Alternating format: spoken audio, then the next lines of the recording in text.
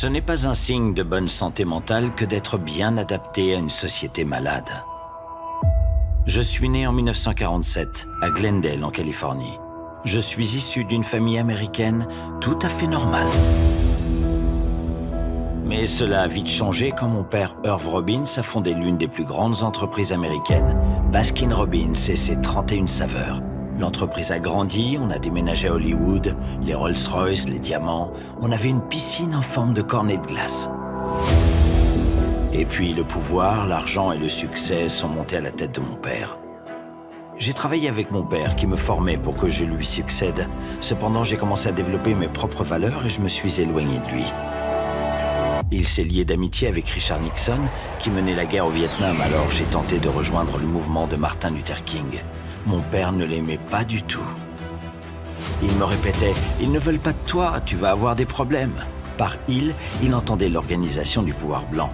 Je pensais aux gens que j'allais aider, mais mon père m'a interdit d'y aller. J'y suis allé quand même. Et ça l'a rendu absolument furieux. Peu après, mon père m'a appelé et m'a dit « J'ai encore de l'espoir pour toi. Je sais que tu es parti dans une autre direction, mais tu vois, je pense que c'est une phase que tu traverses. Si tu crois qu'il y a une chance que tu reviennes un jour pour travailler avec moi, je ne vendrai pas la société. » J'ai décidé de tout quitter et de renoncer à Baskin Robbins, à un héritage d'1 milliard de dollars, à tous les fonds, à tout l'argent qui me revenait. Il s'est dit que j'étais fou. Et après ça, on ne s'est plus parlé pendant des années. J'ai déménagé avec ma femme dans une cabane en bois dans la forêt. J'ai écrit un livre. J'ai envoyé un exemplaire à mon père. Il m'a répondu qu'il ne le lirait pas.